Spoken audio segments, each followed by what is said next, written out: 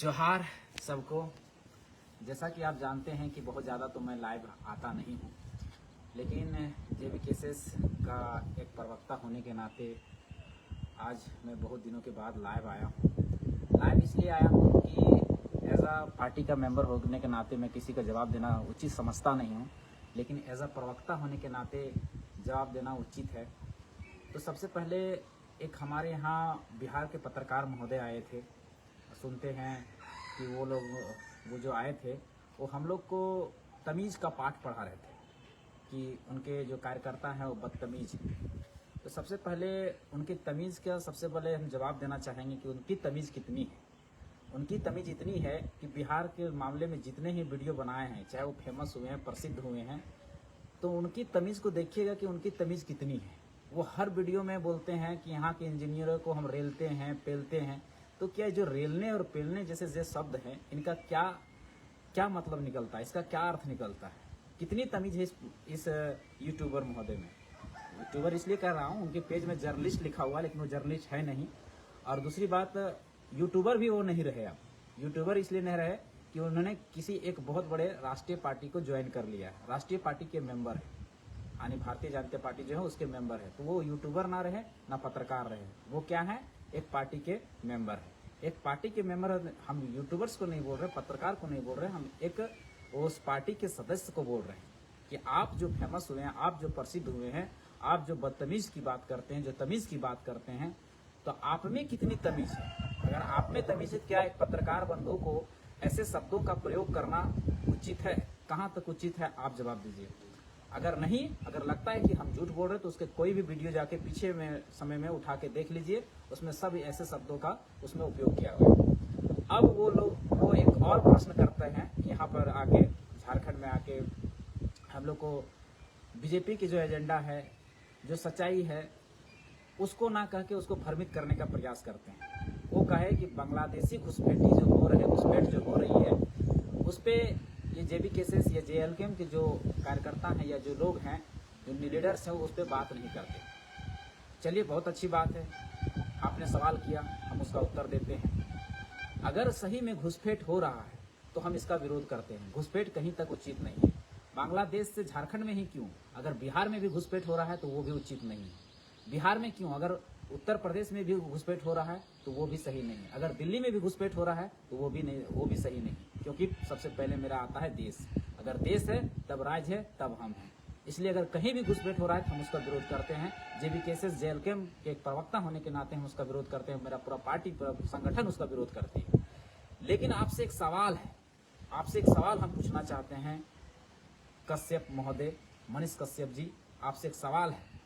सवाल ये है कि केंद्र में बीजेपी की सरकार है, बीजेपी की सरकार है, और आप जानते हैं कि जितने भी केंद्रीय संगठन हैं, जो एजेंसियां हैं, केंद्रीय एजेंसियां हैं, जैसे एनआईए हो गया, नेशनल इन्वेस्टिगेशन एजेंसी, आईबी हो गया, इंटेलिजेंस ब्यूरो, रॉ, जो संस्थाएं, गुप्तचर संस्थाएं, ये संस्थाओं का काम होता है घुसपैठ को रोकना या देश के विरुद्ध जितने एक्टिविटीज होते हैं, गतिविधियां होती है, उनको रोकना इन एजेंसियों का काम है। और इसको केंद्र सरकार हैंडल करती है, केंद्र सरकार चलाती है। ये कुछ स्वतंत्र बॉडी भी हैं।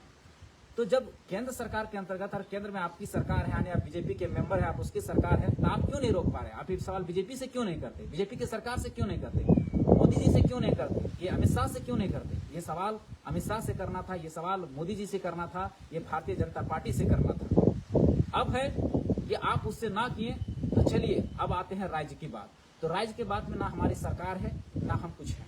यहाँ राज्य में सरकार है, झारखंड मुक्ति मोर्चा की सरकार है, जो गठबंधन की सरकार है, जो कांग्रेस की सरकार है, जिसमें आरजेडी भी गठबंधन में शामिल है। तो आपने उस गठबंधन की सरकार से क्यों नहीं सवाल किया? क्योंकि 3 सूची होते हैं संविधान में, एक होता है केंद्र सूची, एक होता है राज्य सूची, और तीसरा होता है समवर्ती सूची। तो ये विषय केंद्र सूची की है, ये विषय राज्य सूची की है। अगर कोई इंटर कर गया है, अवैध तरीके से घुसपैठ झारखंड में हो रही है, तो इसका रोकने का काम तो पहले केंद्र सरकार की है। केंद्र सरकार की अगर नहीं विफल है उसमें, तो इसमें राज्य सरकार को भी ध्यान देने की जरूरत है। राज्य सरकार उसको चिन्हित करे, केंद्र सरकार उसको चिन्हित करे, उसको बाहर करे। ये हम सवाल उठा रहे हैं आपसे, ये सवाल हम कर रहे हैं आपसे। आप उनसे सवाल पूछिए, आप उनसे सवाल करिए। हम तो कह रहे हैं कि घुसपैठ कहीं भी सही नहीं है, किसी भी परिस्थिति में घुसपैठ सही नहीं है। वो देश के आंतरिक स्थिरता को खराब करेंगे, उसको भंग करेंगे, उसमें वैमनस्य पैदा करेंगे, तो हम कभी नहीं चाहते कि हमारे यहाँ घुसपैठ हो। लेकिन ये काम किसकी है?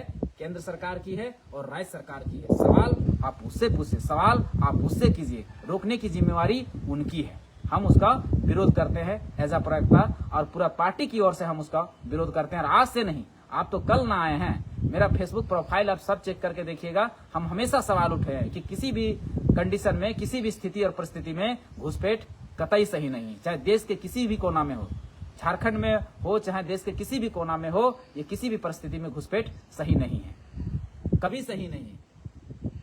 देखिए, अटल बिहारी वाजपेयी का, आप ही का पार्टी के एक सदस्य थे। सदस्य से पहले हम लोग उसको कवि मानते हैं। उन्होंने बहुत अच्छा एक बात कही थी कि पार्टियां बनेंगी, बिगड़ेंगी, सरकारें आएंगी, जाएंगी, हम रहे ना रहे, हमारा देश रहना चाहिए, हमारे देश के लोग सुरक्षित रहने चाहिए। तो हमारा देश सुरक्षित तभी रहेगा जब उस पर घुसपैठ बंद हो, और घुसपैठ रोकने का जिम्मेवारी केंद्र सरकार और राज्य सरकार पे।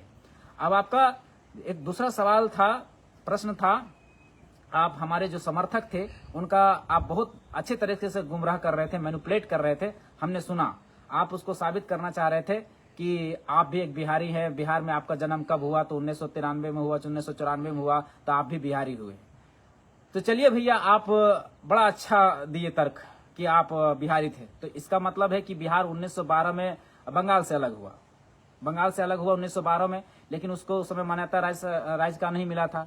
राज्य का पूर्णतः मान्यता बिहार को मिला है 1950 में, 1950 में। तो क्या 1912 से पहले आपके बाप दादा जो जन्मे थे, तो क्या बंगाल के थे? इसका मतलब वो बंगाल के कहलाएंगे, अलग होने के बाद बंगाल के कहलाएंगे। इसका मतलब आपके दादा परदादा जो थे वो बंगाल के थे। आप राज्य कभी भी अलग होने के बाद, जब सीमा उसकी अलग होती है, तो वहां उस स्टेट के निवासी कहलाते हैं, उस स्टेट के स्थानीयता कहलाते हैं, ना कि जिस स्टेट से अलग हुए हैं। मेरे साथ में अलग हुए हैं उत्तराखंड, मेरे साथ अलग हुए हैं छत्तीसगढ़। क्या छत्तीसगढ़ के लोग कहेंगे कि हम, छत्तीसगढ़ के भोपाल वाले लोग, या फिर सॉरी मध्य प्रदेश के लोग कहेंगे कि आप तो मध्य प्रदेश के लोग हैं? नहीं कह सकते। क्या उत्तराखंड के लोगों को उत्तर प्रदेश के लोग कहेंगे कि आप उत्तर प्रदेश के लोग हैं? नहीं कह सकते, क्योंकि उसकी सीमाएं अलग हो चुकी है, उसकी अपनी एक सीमा है, एक अपनी पहचान है, एक अपनी भाषा है, एक अपनी संस्कृति है। अब वो उत्तराखंड के निवासी कहलाएंगे। अच्छा, आप में बड़ा कैपेसिटी है, बड़ा दम है, बहुत दम भरते हैं, आपके औकात है, दम है। आप में अगर फटिंगा जैसा यूट्यूबर बन के कुछ भी सवाल कर देते हैं, आप में अगर दम है, हैसियत है, तो जाके आप महाराष्ट्र में जाके पूछिए।